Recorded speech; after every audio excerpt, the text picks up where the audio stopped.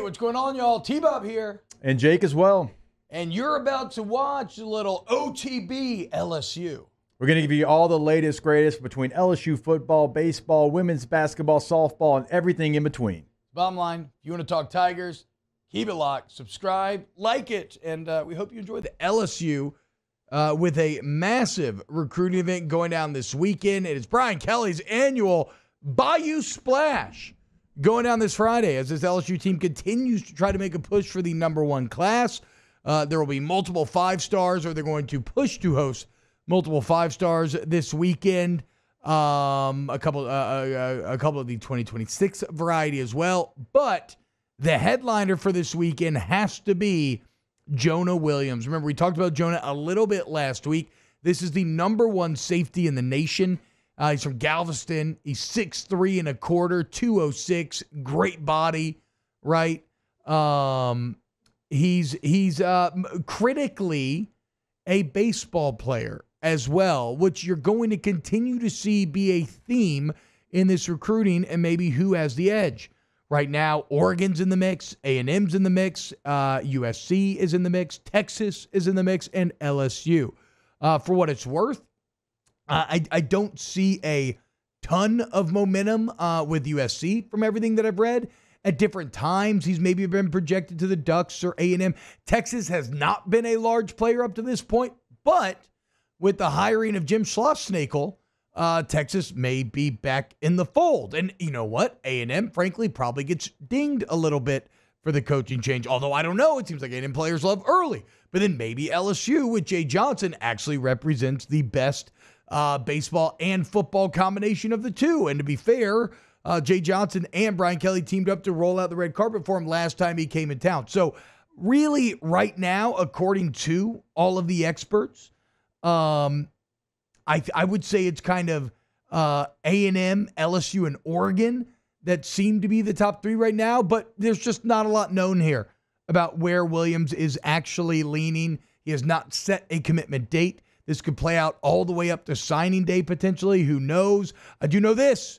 You're going to get immediately judged against the Longhorns this weekend, Jake, as on Thursday, now that this recruiting dead period is over, on Thursday, he's going to go to the barbecue and pool party in Austin. And then on Friday, he's heading over for the Bayou Splash, which is that a pool party as well? I was about to ask, with a name like Splash, where are you going? Is this what's on the list of events? Like if you're coming to an official visit at LSU now, Dennis Allen's out there like, hey guys, I got a giant slip and slide. We just used it at camp a couple days ago. Y'all want it? I look, I mean, to be fair, I do love a giant slip and slide, and that would be a lot of fun to play on Dennis Allen. So I agree.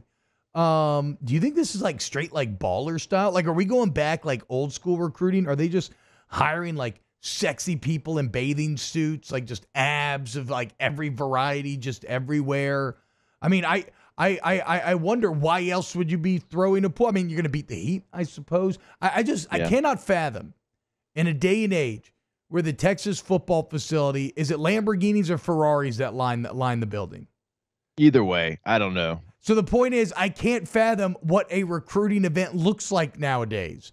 I mean, We helped out an official last year, and already the production of it was borderline insane, and that's not like a named event like the Bayou Splash or the barbecue and pool party. I just wonder what goes on. But either way, a massive weekend for LSU. Jonah Williams, the headliner. You're also going to have a lot of your current commits on there. Harlan Berry, JT Lindsey, Tyler Miller, that's great interior offensive lineman. It's Devin Harper, Damian Shanklin, the recent edge commit, Zion Williams, Charles Ross, DJ Pickett, going to be back here on campus this time for the first time as a commit, maybe trying to talk to Jonah Williams. And look, I thought this was pretty key, man. Keela Moses back on campus as well, returning to the fold after, kind of seeing what's out there and visiting some other schools through this process.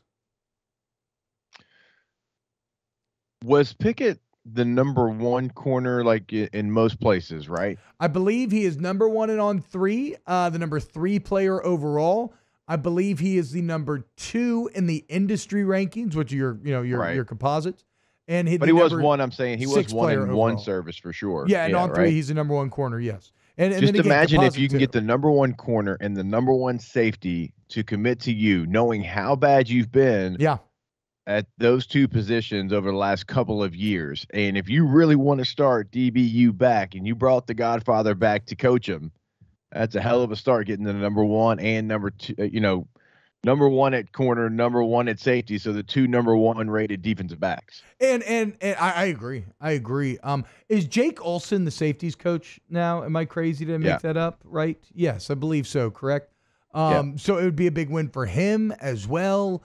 As you said, Corey, really all these wins too are just a testament to kind of what we talked about. I believe it was maybe yesterday, just the organizational competence of the Kelly process and era.